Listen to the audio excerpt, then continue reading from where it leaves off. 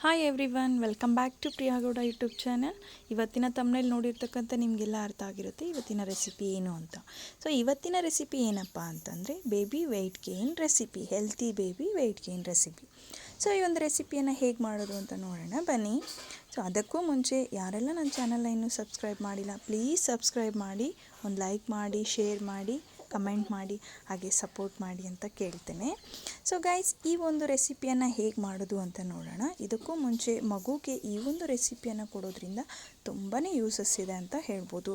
ಹಾಗೆ ಮಗು ತುಂಬ ಆರೋಗ್ಯವಾಗಿ ಬೆಳವಣಿಗೆ ಆಗುತ್ತೆ ಅಂತಲೂ ಹೇಳ್ಬೋದು. ಸೊ ಹೇಗೆ ಮಾಡೋದು ಅಂತ ನೋಡೋಣ ಬನ್ನಿ ಗೈಸ್. ಇದಕ್ಕೆ ಸಬ್ಬಕ್ಕಿ ಒಂದು 4 ಟೇಬಲ್ ಸ್ಪೂನ್, ಬಾದಾಮಿ, ಖರ್ಜೂರ, ಗೋಡಂಬಿ, ದ್ರಾಕ್ಷಿ, ಸೊ ಇಷ್ಟನ್ನು ತೊಗೊಂಡಿದ್ದಾನೆ. 1 ಅವರ್ ಇದನ್ನು ನೆನೆಸಿದ್ದಾನೆ, ನೀಟಾಗಿ ತೊಳೆದು ನೆನೆಸಿದ್ದಾನೆ. ಸೊ ಸಬ್ಬಕ್ಕಿ ಕಿವುಚಿದ್ರೆ ನೀಟಾಗಿ ಪೀಸ್ ಆಗಬೇಕು, ಆ ರೀತಿ ಅದನ್ನು ನೆನೆಸಬೇಕು.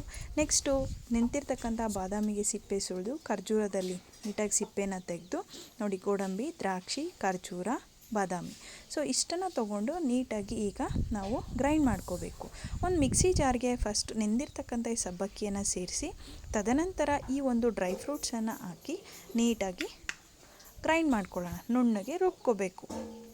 ಈಗ ರುಬ್ಬಿರ್ತಕ್ಕಂಥ ಈ ಒಂದು ಮಿಶ್ರಣವನ್ನು ಒಂದು ಬೌಲ್ಗೆ ಹಾಕಿ ನೀಟಾಗಿ ಮಿಕ್ಸ್ ಮಾಡೋಣ. ಎಲ್ಲಿ ಗಂಟಾಗದೇ ಇರೋ ಥರ ನೀಟಾಗಿ ಮಿಕ್ಸ್ ಮಾಡಿ ಒಂದು ಅರ್ಧ ಗ್ಲಾಸಷ್ಟು ಅದಕ್ಕೆ ವಾಟರ್ನ ಆ್ಯಡ್ ಮಾಡೋಣ.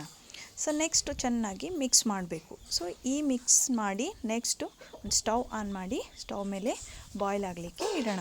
ಸೊ ಈ ಒಂದು ಪ್ಯೂರಿಯನ್ನು ಮಗುಗೆ ಕೊಡೋದ್ರಿಂದ ಒಣದ್ರಾಕ್ಷಿಯಲ್ಲಿ ವಿಟಮಿನ್ ಸಿ, ಮ್ಯಾಗ್ನೀಷಿಯಮ್, ಸೋಡಿಯಂ ಖನಿಜಗಳು ಸಿಗುತ್ತೆ.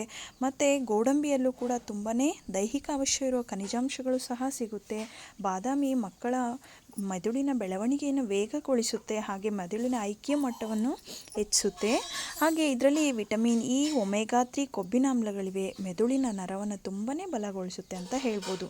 ದೆನ್ ಖರ್ಜೂರ ಕೂಡ ರೋಗನಿರೋಧಕ ಶಕ್ತಿಯನ್ನು ಹೆಚ್ಚಿಸುತ್ತೆ. ಸೊ ಹಾಗಾಗಿ ಮಗುಗೆ ತುಂಬಾ ಬೆನಿಫಿಟ್ಸ್ ಇದೆ ಈ ಒಂದು ಪ್ಯೂರಿಯನ್ನು ಮಗುಗೆ ಕೊಡೋದ್ರಿಂದ. ಸೊ ಹಾಗಾಗಿ ಈಗ ರುಚಿಗೆ ತಕ್ಕಷ್ಟು ಸ್ವಲ್ಪ ಬೆಲ್ಲವನ್ನು ಸೇರಿಸ್ಕೊಳ್ಳೋಣ. ಸೊ ಸ್ವಲ್ಪ ಬೆಲ್ಲ ಸೇರಿಸಾಗ ಸ್ವಲ್ಪ ಸ್ವೀಟ್ ಆಗಿರುತ್ತೆ, ಮಗು ಚೆನ್ನಾಗಿ ತಿನ್ನುತ್ತೆ.